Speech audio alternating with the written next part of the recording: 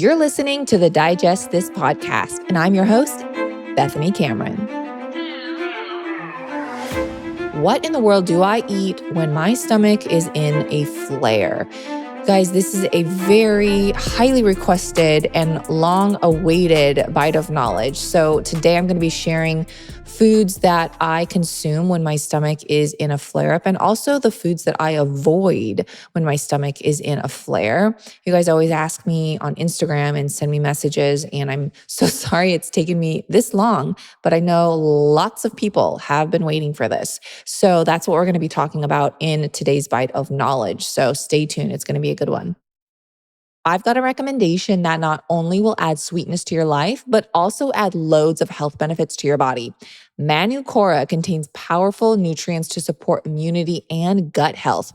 This Manuka honey is sourced from New Zealand, is tested for heavy metals, glyphosate, and toxins, which you can scan with your QR reader to see the results for the exact container you purchased. This honey contains 3 times more antioxidants than your typical sweetener and also contains a special antibacterial compound called MgO. It's hard to find a Manuka honey with an MgO above 500, but Manuka guarantees an MgO of 850 or above. It's easier than ever to try Manuka honey.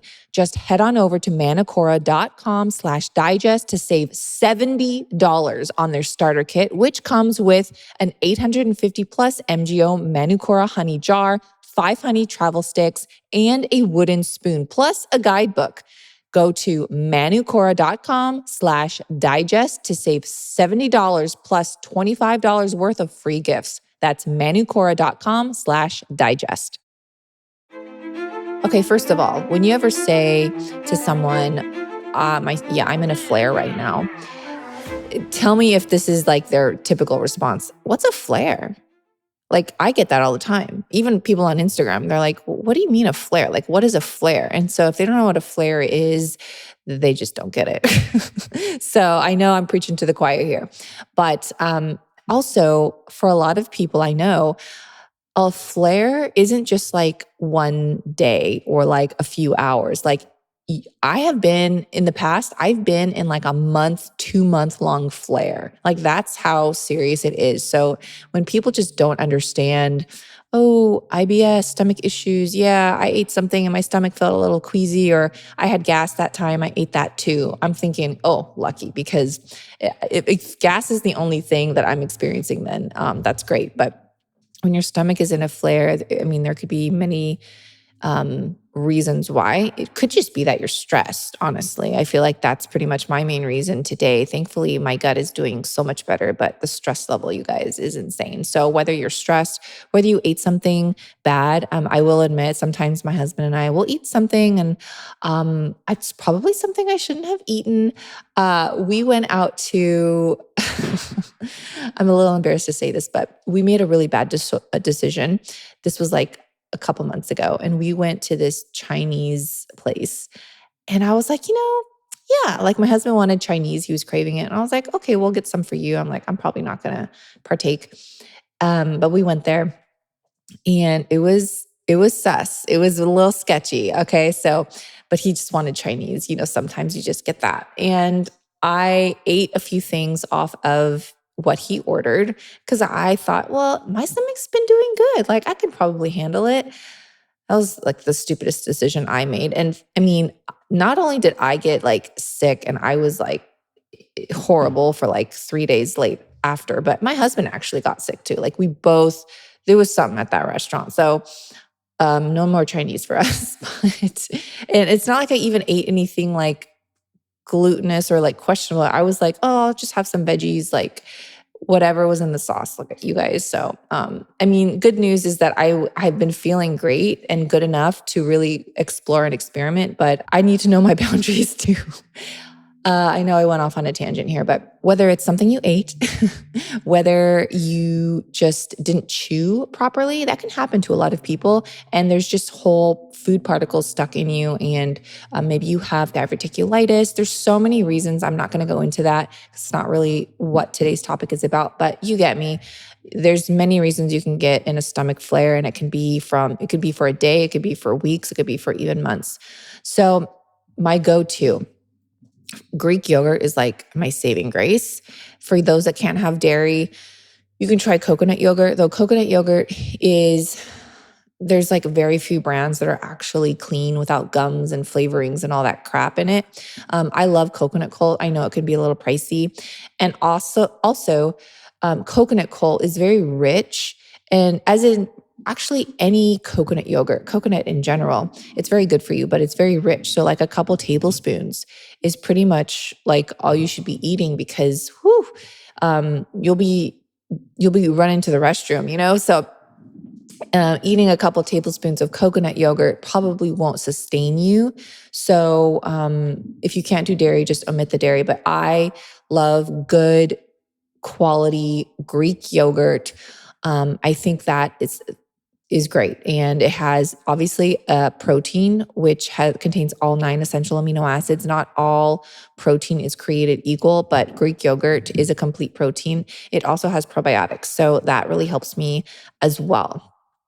Um, Protein fluff. I actually mix the two. So Greek yogurt and then protein fluff. And if you guys want like the nitty gritty, I'll do Greek yogurt in a little bowl on one side, and then I'll make a protein fluff. If you guys don't know what that is, you can look on my Instagram or on my website, littlesipper.com. Most of you guys pretty much are familiar with protein fluff. It's so healing and soothing to the gut. I can't not tell you how many people tell me this is like the one and only thing that they eat and can eat when they're in a stomach flare. And shameless plug, Bethany's Pantry, go get a bag, vanilla, cacao, or strawberry. Again, no natural flavors in that, no gums, no stevia, no monk fruit. We source our pea protein from Europe, so there's no chance of glyphosate being sprayed because it's actually illegal for glyphosate to be sprayed on pea crops in Europe. So it's just it's so pure. And we even remove the lectins, which I don't believe a lot of people or a lot of companies with pea protein, I don't think they remove the lectins. So we do. So we just take it a step further. And of course, we do all heavy metal testing and lead and all that. And it always goes far below the amounts limited. It's far below that. And it's just the cleanest. Anyways, so I do the protein fluff and Greek yogurt. And then sometimes it'll just be that, or I'll add some blueberries or even some applesauce. So something sliced banana that can be great too. Now I typically go for green bananas when I'm not in a flare. So this is an average typical day. Greener bananas are high in resistant starch, which feeds the good bacteria in your body. Now, when you're in a stomach flare, however, green bananas are a little bit more difficult to digest, not crazy hard, but they're more difficult. And ripe bananas are easier to digest. So opt for the ripe banana when you're in a stomach flare. Maybe it'll have a little bit of spots. Don't get it like extra brown, but it could be a little spotty. Very easy to digest. And I also do white rice mixed with Greek yogurt. And this is like a separate thing aside from the protein fluff. So white rice mixed with Greek yogurt, that actually is a little trick that my holistic doctor taught me like maybe 15, 20 years ago. And mixing the white rice and the Greek yogurt, make sure the white rice is cooled, by the way. So obviously it's cooked. And then you cool it down. You could even pop it in the freezer to rapidly cool it. But you want it cool because that is actually a form of resistant starch as well. And white rice is very easy to digest. And when you mix it with the Greek yogurt, it makes this, I don't want to say, it's like a pudding, like a rice pudding almost, or a tapioca pudding. It kind of has that like vibe. You can sprinkle a little bit of cinnamon on it, depending on how sensitive you are to cinnamon. If you're like crazy in a gut flare, I would not add any spices, but I do add sea salt. So if you can handle sea salt, I love sea salt on Greek yogurt. It is like, if you haven't tried it, I do it all the time. Sea salt, Greek yogurt, so good. And so that is a saving grace. There's been times where that's all I've eaten is protein fluff, Greek yogurt mixed with rice. Like that's it for like a couple days. It can even help diarrhea, honestly. It helps both constipation and diarrhea. And Here's another fun fact. When you mix Greek yogurt and rice, the probiotics in the Greek yogurt actually survive a lot better when you mix it with rice because they like hold on to the rice. Again, this is how my holistic doctor explained it to me. I'm not a scientist, but it works. And so the probiotics hold on to the rice and it makes it further down into your gut so they can survive a lot better. I would opt for higher carbs. If you're constipated, I wouldn't. But this is just if your stomach is like crazy, a wreck and in a flare. So higher carbs, obviously good carbs, fruits. Papaya is one of my favorite fruits. It's super easy to digest and it also can help break up anything, especially proteins. So papaya can help break down proteins if you feel like you have stuff stuck in your gut. If you ate some heavy meat or something, papaya is great. Raw Manuka honey, that's another great option. It has enzymes in it. Raw Manuka honey has enzymes. Any raw honey has enzymes, but the raw Manuka honey is especially beneficial. I think of it as more medicinal. Like I use it for medicinal purposes. I'm not like adding Manuka honey to, baked goods and things like that. It's very special to me. So I use it as almost like a supplement. And so that's great. It also has very easy to digest sugars. And if you're maybe battling candida, this is very, very interesting. And you could find research on this, but raw Manuka honey can actually even be on a candida diet, believe it or not, or even a parasite cleanse. There's even parasite cleanses that have raw honey in the cleanse. Like that's how potent this is. It's very, very healing. It's antibacterial, antifungal. I mean, it's an amazing thing. I use the brand Manuka. And if you follow me for a while, you guys know that's like my go-to, manuka.com. If you use code DIGEST, you'll save $70. Again, code DIGEST, save $70 from Manuka honey. And again, never heat the honey. So smoothies are another saving grace for me. Smoothies, they are very hydrating as well. If you know when you're in a flare, at least for me, I do not feel like drinking water at all. I don't feel like drinking any liquid, let alone water. But for some reason, smoothies are kind of like sucking on a popsicle. So it's very easy to get down. And for some reason, I can do smoothies more than water. And just make sure you're adding, like I add papaya and maybe a high water content like cucumber. So that's great because it's basically just water and you're just trying to get the nutrients in. I add a protein powder. You can use my brand, Bethany's Pantry. I also love Equip Foods, their unflavored beef prime protein. So you can add some protein. That way you can get some protein in your body and hopefully that will help sustain you.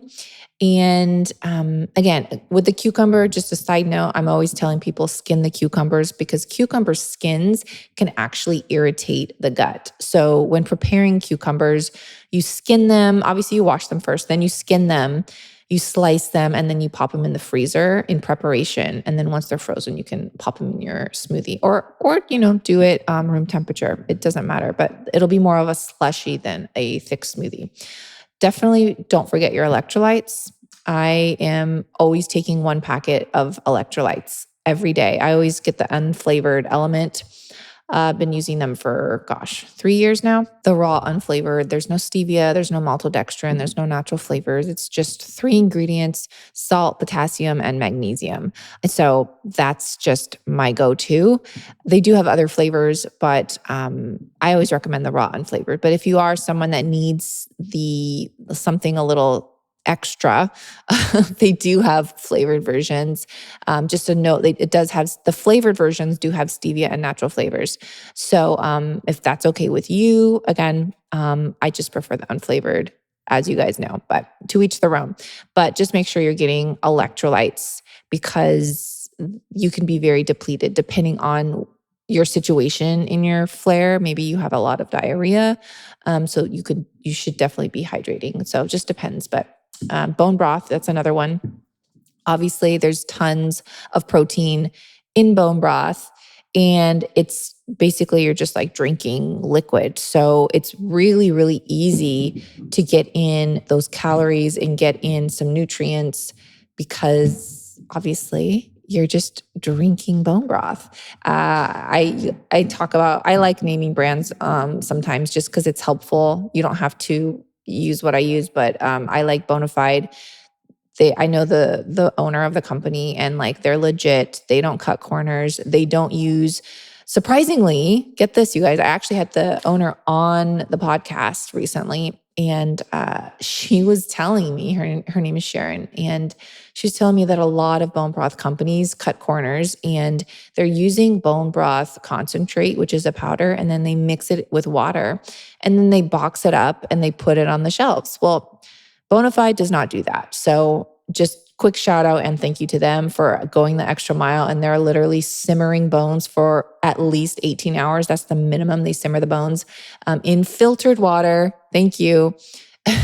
And then they'll use some, it's all organic too, by the way, organic, grass fed and free range. And then they'll use like organic veggies, organic garlic or organic carrots, like things to flavor it as well. So no natural flavors, and which is surprisingly in a lot of bone broths, they're putting natural flavors in. And I saw this one bone broth, I turned it around. I can't remember the brand, but I turned it around and it was like chicken bone broth. And then it had chicken flavor. And I'm like, okay, so why doesn't the bone broth naturally taste like chicken bone broth? Apparently they have to add chicken flavor to it. So that was just mind boggling to me. So be on the lookout for all those extra things that companies are adding to the bone broth. Now, tea, milk, nut milk, that can be very helpful, especially if you're needing to get in like calories and you're feeling weak. I love milk. Like I'm not drinking a lot of milk these days. I think kefir and yogurt is the only dairy that I'm currently consuming, but I will have like some nut milk or something, even if it's like my 30-second milk, or there are some clean brands at the stores. So like Malk is a good one. Three Trees. There was Forager, surprisingly. I don't know if you guys are familiar with that company, but Forager, their ingredients, they cleaned them up. They used to have gums and they used to have like a lot of other stuff, but I looked at their milks and they were pretty clean, no gums, like it was very simple. So whatever you can find that has clean ingredients. Now, coconut butter, that's really good. Again, it's very calorie dense. So you don't want to overdo it because sometimes you can kind of feel a little queasy if you have a lot of fats. Just like avocados. Avocados are great, but if I eat too many avocados or like a bowl of guacamole, it's a little queasy for me. So you have to know your body. Some people thrive off of fats and some people thrive off of carbs. You know your body best. The last thing, and then I'll get into the things that I avoid because that's just as important as the things you consume. So I actually get lavash, like burnt lavash. So lavash is a flat bread. Think of it as a tortilla, but it's basically just flour, water, and salt. Those should be the ingredients. If there's anything else in the lavash, it's fake. It's not good. So it should just be like flour, water, lavash. I get mine from this Middle Eastern market. It's like legit. And they get it freshly delivered twice a week. And so I get mine there. And all you need is like a little bit, like the size of your hand. And I toast it really, really dark. And that acts as activated charcoal. This is another tip my holistic doctor gave me. And it's a cheaper way of activated charcoal because you're so cheap. And then it's also, I feel like it's a lot safer. Activated charcoal, though it can be helpful, it tends to constipate a lot of people. Any kind of binder, or especially activated charcoal, if you've ever taken it, then you're constipated. So the burnt lavash doesn't constipate you. And I know there's going to be a lot of people like, what about the carcinogens and all that? I know for a fact, like this helps my body. And you have to think about this. If you're eating charcoal, which is burnt stuff, which is typically, it comes from coconut, like the coconut hull, that's what the activated charcoal comes from most likely. So it's burnt coconut hulls. It's burnt. So you're literally eating the same thing. And it's mind boggling that people don't think about that, but then, go crazy when I'm eating burnt lavash. So it's all the same. Pooping, constipation, diarrhea, gas, bloating, farting, all that. That's pretty common. And we are all human. We all do it. We all experience it. And it's something that I talk about quite often on this show. And another thing I talk about often is seed probiotic. And this is something I have been personally taking for about 3 years now. It is a pre and probiotic capsule all in one. And it's something I talk about on my Instagram too. And I always recommend it to everyone that asks me what probiotic would I recommend. And that is Seeds DS01. And if you're one of the millions that have been on the fence about seed and have been curious to try it, now is the time because my listeners get 25% off their first month. Just go to seed.com/digest and use code 25digest to get 25% off your first month. Again, that's 25% off your first month of Seeds DS01 Daily Symbiotic at seed.com/digest and use code 25digest. Hey guys, I want to give every one of you a gift, so listen up. Many of you know that I created my own digestive support protein powder designed to aid in gut health and specifically formulated for those with sensitive tummies. I created this back in 2018, and since then, it's helped thousands of you with digestive issues and given relief. All that positive feedback has encouraged me to expand the Bethany's Pantry line with 3 different flavors, a protein bake, and L-glutamine powder to help heal and seal the gut lining. So as a thank you for being a podcast listener, I want to give you $10 off anything from my digestive support line. You can use this $10 discount on any flavor of protein, protein bake, or digestive aid such as L-glutamine. The one-time code podcast10 will give you $10 off. Whether you're a regular consumer or have never tried but wanted to, anyone can use this code one time as a gift from me. Oh, and a little side note, because we source our pea protein from Europe, I can assure you it's not sprayed with glyphosate because it's actually illegal in Europe to spray pea crops with such chemicals. Europe's standards and regulations on growing crops are far superior than American standards, and that's why I am proud to use such a source for my clean, easy to digest, lectin-free protein powder.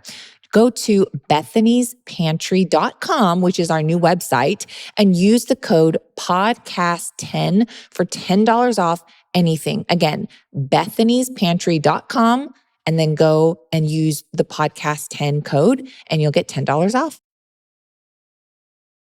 What I avoid during a flare, right? So I typically avoid eating meat, especially red meat. You guys know I love my red meat, but there are circumstances where if you're in a flare, like if you're not digesting things super well, then meat is very hard to digest. It's more difficult to digest, I should say. So I typically avoid that. If I do eat some meat, I will eat more, maybe turkey or something like that, nuts and nut butters. Now, I know I just said nut milk. When it's in a liquid form, then it's fine. But if it's like a sticky, pasty type of situation, which most nut and nut butters are, I typically do stay away from that because it can be very dense and it can sometimes stick to the walls of your digestive tract. So, but again, if it's diluted and it's like more liquid, like a milk, then that's typically okay for me, at least. I do stay away from eggs. This is, again, personal experience. I get like, if I'm not digesting things properly, I tend to like burp up the eggs. So again, this is just me. I do avoid bread besides the lavash. The lavash is like a flat, very thin bread, but bread, even sourdough, I avoid because it acts as a sponge.